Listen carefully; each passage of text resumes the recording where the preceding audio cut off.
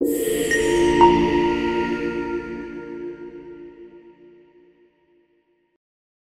Friends, it's Abhay Rampal from Excel Settle Abroad and आज की video dedicated है फॉर न्यूजीलैंड स्टडी वीजा। आज की वीडियो में हम डिस्कस करेंगे कि कौन से कोर्सेज को न्यूजीलैंड में after their completion of graduation और their diploma post study work permit के लिए एलिजिबल हैं एंड कौन सी प्रोफाइल्स को न्यूजीलैंड का स्टडी वीजा अप्लाई करना चाहिए। एंड वन मोर थिंग, जो हमारे ऑफिस में काफी ऑफन है कि Australia student visa refuse New Zealand apply कर सकते हैं कि नहीं। सो ये वीडियो काफी ब्रीफ होने वाली है। हम इस वीडियो में एक एक एस्पेक्ट डिस्कस करेंगे अबाउट न्यूजीलैंड स्टडी वीजा। आज की डेट में न्यूजीलैंड को लेके स्टूडेंट्स के मन में काफी डाउट है, काफी कंफ्यूजन है। कौन से स्टूडेंट्स एलिजिबल हैं, फाइल कैसे लगाएं, न्यूजीलैंड की यूनिवर्सिटी एडमिशन की प्रोसेसिंग कैसे है। सो फर्स्ट ऑफ ऑल मैं क्लियर कर दूं, न्यूजीलैंड का जो सा एजुकेशन सेक्टर है that is also divided into your diploma, your degree, your masters and your PhD. आप डिप्लोमा से लेके पीएचडी तक न्यूजीलैंड में किसी भी कोर्स में एडमिशन ले सकते हैं और उनकी कोई कंडीशन है, अगर आप वो फुलफिल करते हैं तो आपको इजीली किसी भी कॉलेज या यूनिवर्सिटी में एडमिशन मिल जाती है। Let's start with most basic thing that is your diploma. New Zealand offer करता है दो तरह के diploma. First one is your graduate diploma. Graduate diploma उन स्टूडेंट्स के लिए होता है जिन्होंने इंडिया में बैचलर्स डिग्री की है and second one is your basic diploma और योर अंडर ग्रेजुएट डिप्लोमा। कोई फर्क नहीं पड़ता अगर आपने इंडिया में +2 की है या आपने इंडिया में ग्रेजुएशन की है, आप पोस्ट ग्रेजुएट डिप्लोमा या पीजी डिप्लोमा और अंडर ग्रेजुएट डिप्लोमा में भी न्यूजीलैंड जाके स्टडी कर सकते हैं। सो अगर मैं बात करूं पीजी डिप्लोमा की, उसकी बेसिक रिक्वायरमेंट है 6.5 with no less than 5.5, but कई यूनिवर्सिटीज ऐसी हैं जो overall 5.5 with no less than 5.5 के साथ भी आपको एडमिशन दे देंगी।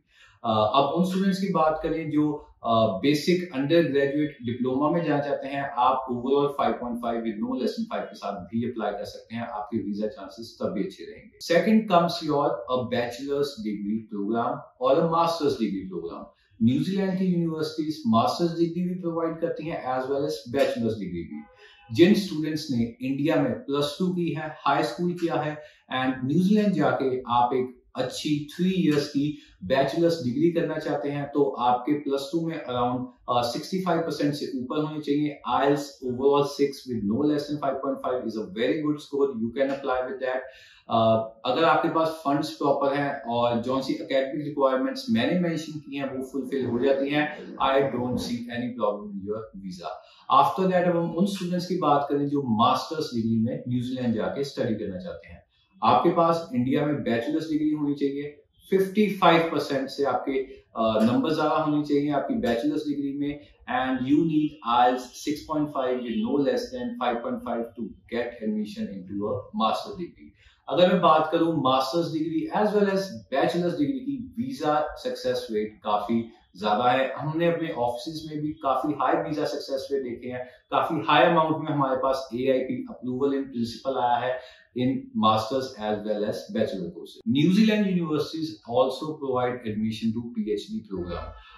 न्यूजीलैंड एक ऐसी कंट्री है जो इंडियन स्टूडेंट्स को PhD प्रोग्राम या रिसर्च प्रोग्राम्स में भी एडमिशन दिलवाता है, but there admission criteria is very strict. आपके पास इंडिया में मास्टर्स डिग्री कंप्लीट होनी चाहिए, आपके अराउंड 60% से ज्यादा चाहिए आपको अपनी मास्टर्स डिग्री में and you need IELTS overall 6.5 with no less than 6।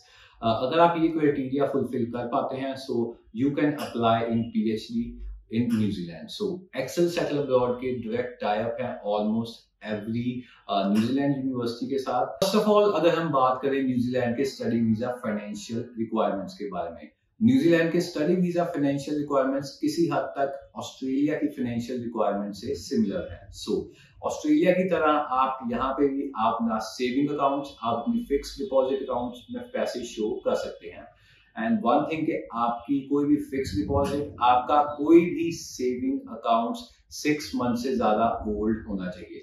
आपके फंड्स चाहे आप सेविंग्स अकाउंट में शो करें, चाहे आपके पास फिक्स डिपॉजिट हो, आपके फंड्स 6 महीने पुराने होने चाहिए। So that's the first process of your financial requirements. But New Zealand में आप अपनी LIC policies that is called life insurance policy show कर सकते हैं। अगर वो पॉलिसीज आपके नाम पे या आपके पेरेंट्स के नाम पे हैं तो वो फाइनेंशियल प्रूफ अलाउड है। अब कई स्टूडेंट्स ऐसे होते हैं जिनके पेरेंट्स ने पोस्ट ऑफिस में अपनी सेविंग्स की होती हैं, पोस्ट ऑफिस में अपनी एफडीज बनाई होती हैं। अगर आप वो पैसे ब्रेक करके अपनी सेविंग्स अकाउंट में शो करवा सकते हैं विद प्रूफ, आप उस चीज के लिए भी एलिजिबल हैं। आपके अगर पोस्ट ऑफिस की सेविंग 6 महीने से ज्यादा पुरानी है, you are eligible for New Zealand study visa process. Let's come to our post study work permit. कोई भी स्टूडेंट अगर डिग्री प्रोग्राम के लिए जा रहा है, चाहे आप मास्टर्स डिग्री के लिए जा रहे हैं, चाहे आप बैचलर्स डिग्री के लिए जा रहे हैं, चाहे आप पीएचडी डिग्री के लिए जा रहे हैं, आप एलिजिबल हैं 3 साल के पोस्ट स्टडी वर्क परमिट के लिए। अगर आपने अपनी डिग्री कंप्लीट की है न्यूजीलैंड में तो ऑटोमेटिकली आपको 3 साल का पोस्ट स्टडी वर्क परमिट मिल जाएगा। अब बात करते हैं डिप्लोमास की। First of all let's talk about post graduate diploma. जिन स्टूडेंट्स ने इंडिया में बैचलर्स की है, न्यूजीलैंड जाके पोस्ट ग्रेजुएट डिप्लोमा कंप्लीट किया है, जितनी ड्यूरेशन का आपका डिप्लोमा है उतनी ही ड्यूरेशन का आपको पोस्ट स्टडी वर्क परमिट मिलेगा। न्यूजीलैंड की यूनिवर्सिटीज में डायरेक्टली अप्लाई करना चाहते हैं या न्यूजीलैंड यूनिवर्सिटीज के रिप्रेजेंटेटिव के साथ इंटरेक्ट करना चाहते हैं तो आप स्क्रीन के नीचे दिए गए नंबर पे हमें कांटेक्ट कर सकते हैं एंड हमारी एक्सपर्ट न्यूजीलैंड टीम आपको गाइड करेगी आपकी एप्लीकेशन के थ्रू, ताकि आप अपना इजीली अपकमिंग इनटेक्स के लिए वीजा ले सकें।